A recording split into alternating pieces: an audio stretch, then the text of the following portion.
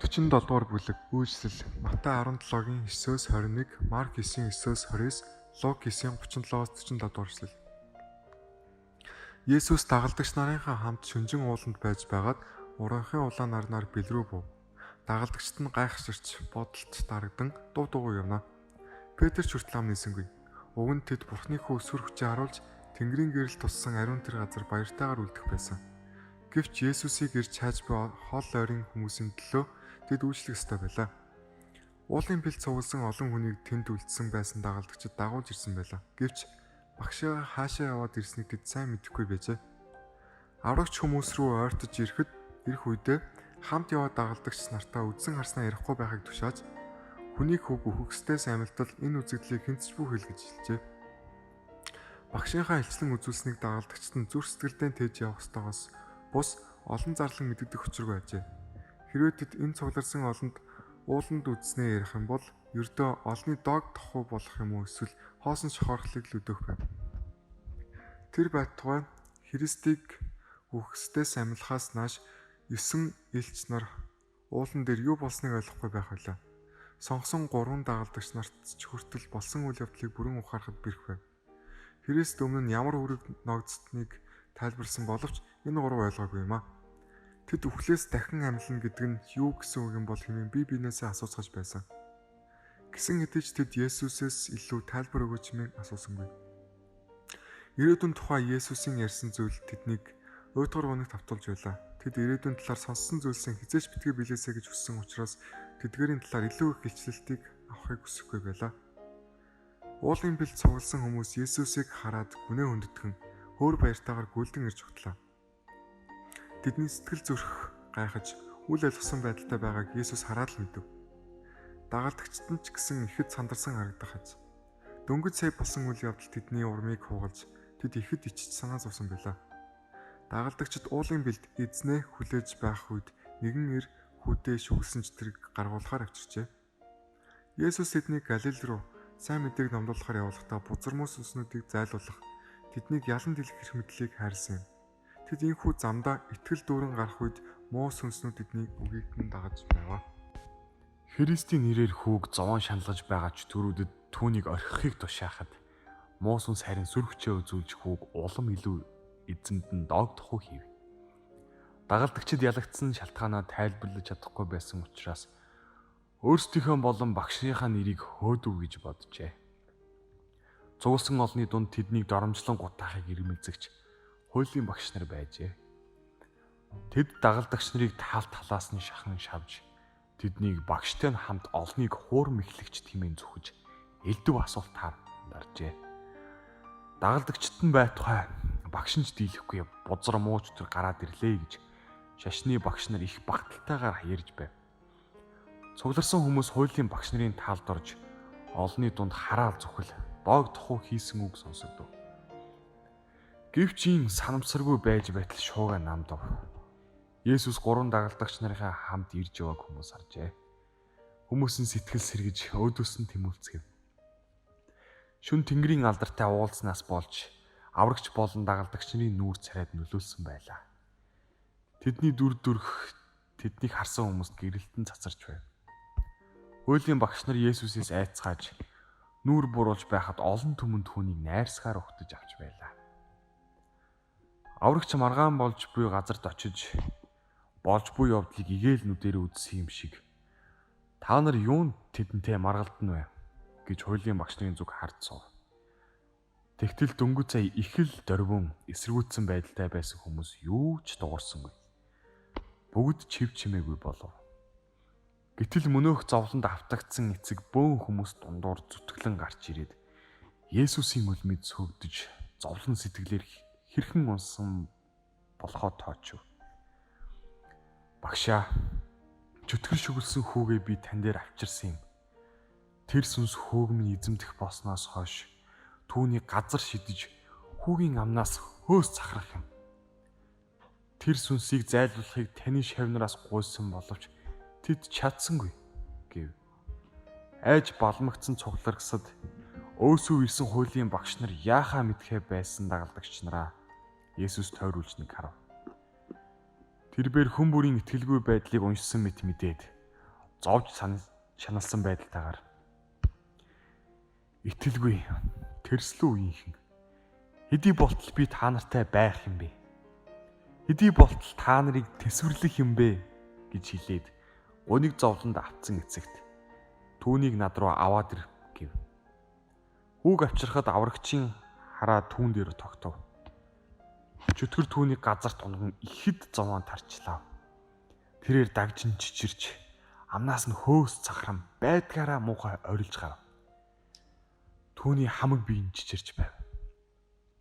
Амьдралыг бэлгэлэгч ханхүү, харанхуй хүчний ханхүү хоёр дахин халз тулдахаар нүүр туллаа. Олзлогсдод эрх чөлөөг тунхаглаж дарамтанд байгсдыг чөлөөлөх үйлчлэлээ гүйцэтгэхийн тулд Христ олзоо алдахгүй иргэшээлтэй байлгахыг оролдогч сатантай нүүр тулсан. Энэ тулдааныг харахаар үе төмөн үл харагдагч гэрлийн тэнгэр элчүүд болон бузар мөгийн элчүүд цугласан байв.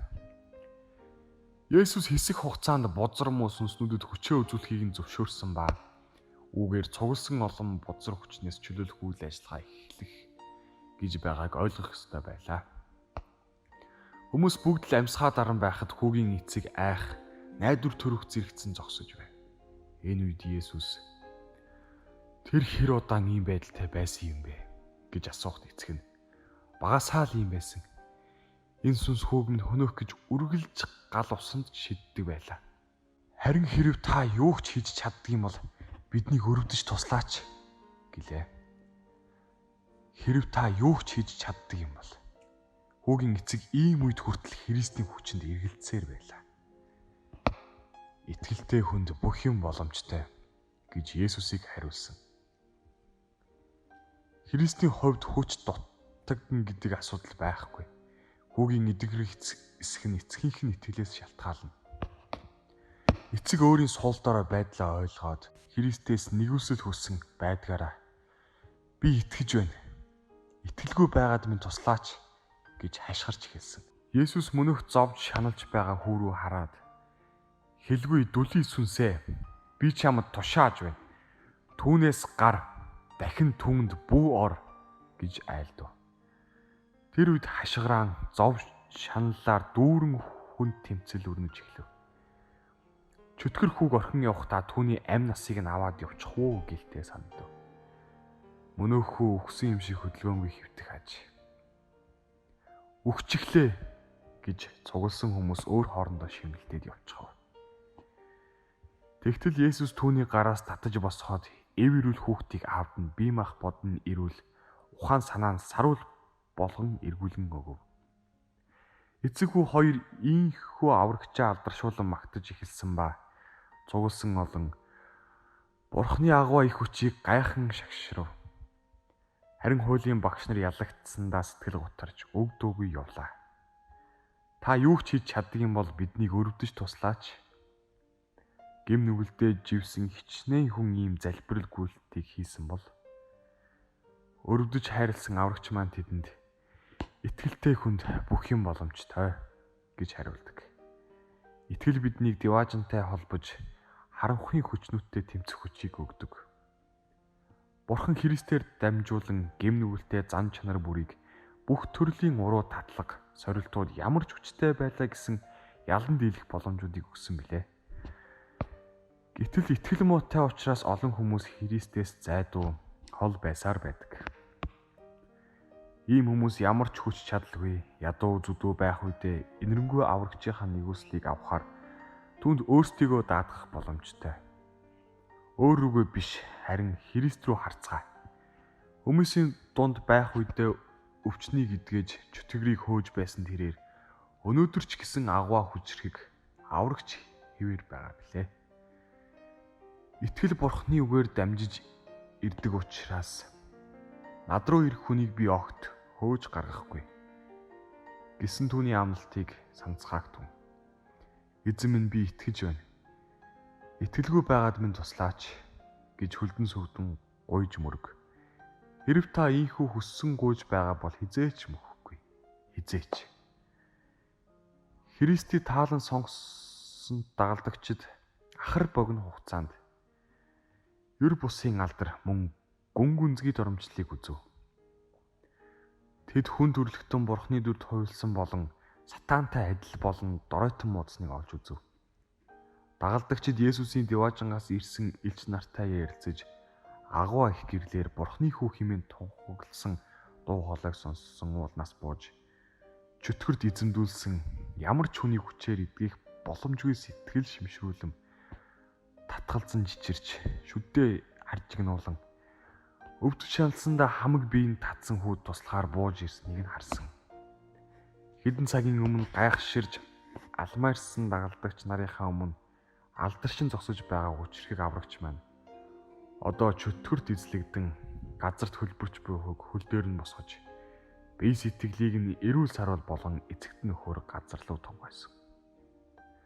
Энэ үйл явдал авралын үйл ажиллагааны буюу бурханлаг нэгэн эцгийнхээ алдрыг орхин өгч буй хүмүүсийг аврахаар буун ирсэн бодит сургамж байв. Энэ үйл явдал мөн дагалдагч нарын үүргийг танилцуулж өгч байв.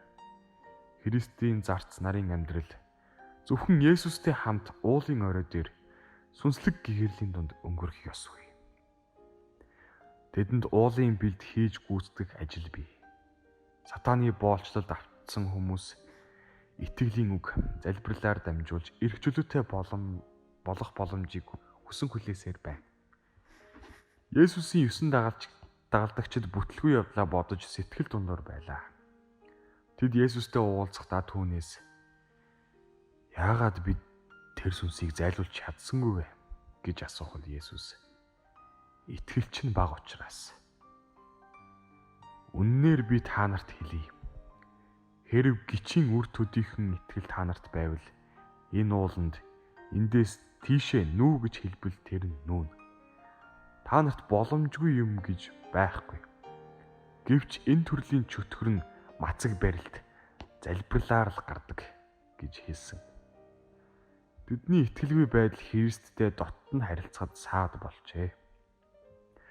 Мөн тэдний өөрсдөд нь итгэж даалгасан ариун үүрэг даалгавартаа хайн ганцсан учраас харанхуй хүчнүүдтэй тэмцэхэд ялагдах шалтгаан болсон юм. Христ өөрийн үхлийн тухай ярихад тэд гониглож бас эргэлзэж байсан юм. Есүс уулууд 3 дагалдагчаа авч явхад үлдсэн ёсыг нь атаархал төрсөн билээ. Тэд итгэл бишрлээ залбирал Христийн заасан үгсийн тунгаан модох байдлаар бэхжүүлэхийн оронд сэтгэлийн гутрал алдаа дутагдлуудаа анхаарал хандуулсан. Тэд санаа сэтгэлийн хувьд ийм харанхуй бүүдгэр байх үедээ сатааны эсрэг тэмцэх гэж хичээсэн байв. Ийм тэмцэлд ялахын тулд тэд өөр зүрх сэтгэлээр үйлчлэлдээ хандах ёстой байв. Тэд чин сэтгэлийн тууштай залбирал, мацаг барилт, зүрх сэтгэлээ даруй болгох байдлаар итгэлээ бигжүүлэх учиртай. Бас өөрсдөө бодох бодлосоо хагацж Бурхны сүнс болон хүчээр дүүрсэн байх ёстой. Бурханд бүхнээ даатхан итгэж найдан итгэлээр тууштай чин сэтгэлээсээ залбирал гуйж түүний үйл хэрэгт өөрийгөө бүрэн зориулсан тохиолдолд харанхуй ертөнцийн зарчим хүчнүүд удирдагчтай тэмцэх ариун сүнсний тусламжийг авах боломжтой болно. Хэрв гичний үр төдийхөн итгэл та нарт байвал энэ ууланд эндээс тийш нүү гэж хэлбэл тэр нь нүүнэ гэж Есүс хэлсэн. Гичний үр хэдийгээр бяцханч сүрлэг том мод ургуулах далд хүчийг өөртөө агуулж байдаг. Энэ үр газарт унах үедээ Бурхны ургамал ногоог урган төлжөхөд зориулсан бүх эрдэс бодисыг өөртөө шингээж ирч хүчтэйгээр хурдан ургадаг. Хэрв та нар ийм хэмжээний итгэлтэй байх юм бол та Бурхны үг болон түүний хүнд зориулан өгсөн бүхнийг өөртөө шингэн авна. Ингэснээр итгэлтэй нь хүчрхжиж Тэнгэрийн хүчнүүдийн тусламж дэмжлэгийг авчрах болно. Та нарын замд сатааны босгосон саад бэрхшээлүүд өндөр уус шиг даван гарах боломжгүй мэт санагдах боловч итгэлтэй шийдэмгий байдлын өмнө юу ч үгүй арилж алга болно. Ийм үед та нарт боломжгүй юм гэж байхгүй болно.